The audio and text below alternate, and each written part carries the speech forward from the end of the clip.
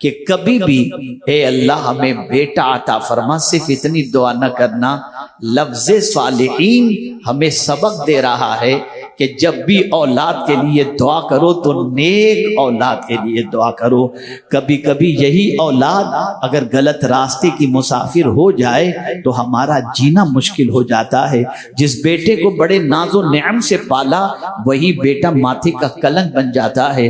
جس بیٹے کے لیے رات و دن محنت و مشقت کی وہی بیٹا جینا دشوار کر دیتا ہے۔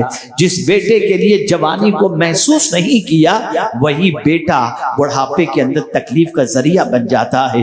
اس لیے جب بھی دعا کرو تو اللہ کی بارگاہ کے اندر صالح اولاد کی دعا کرو۔ میرے پیارے آقا صلی اللہ علیہ وسلم کے پیارے دیوانوں، لفظ صالحین کے اندر اتنی طاقت ہے، اتنی قوت ہے، اور لفظ صالحین کے اندر اتنی جامعیت ہے کہ میں سمجھتا ہوں اس سے بہتر کوئی لفظ تھا ہی نہیں جو حضرت ابراہیم استعمال کرتے۔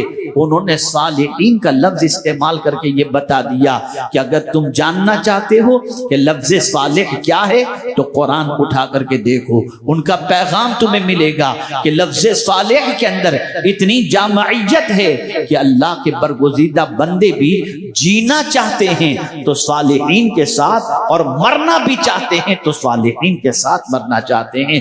حضرت یوسف علیہ السلام نے بھی دعا فرمائی، فاطر السماوات والارض انت ولی فی الدنیا والآخرہ توفنی مسلما والحقنی بالصالحین۔ اللہ اکبر۔ اسی لیے فرمایا گیا جیو تو صالحین کے ساتھ اور مرو تو صالحین کے ساتھ۔ اور سنو، اگر تمہاری قبر کسی صالح کی قبر کے قریب ہوئی تو جو رحمتیں اسے نصیب ہوں گی اس کے پڑوس میں دفن ہونے کی وجہ سے تمہیں بھی نصیب ہو جایا کریں گی۔ صالحین بہت عظیم چیز ہے، صالح بہت عظیم صفت ہے۔ تو حضرت ابراہیم علیہ السلام نے اپنے بیٹے کے لیے صرف دعا نہیں فرمائی بلکہ دعا کی تو یہ دعا کی، اے اللہ مجھے نیک بیٹا عطا فرما۔ اللہ اکبر۔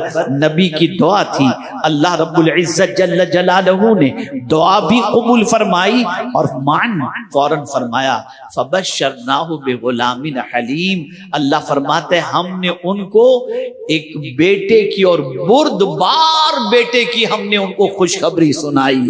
اللہ اکبر۔ یہاں سے یہ بات سمجھ میں آئی کہ نبی حالات کو دیکھ کر کے دعا نہیں کرتے، قدرت کو دیکھ کر کے دعا کیا کرتے ہیں۔ اس لیے جب انہوں نے دعا کی مولا نے ان کی دعا قبول فرمائی اور ایک بردبار بیٹے کے حوالے سے انہیں خوشخبری سنائی جو حضرت اسماعیل علیہ السلام کی شکل کے اندر اس فرش گیتی پر تشریف لائے۔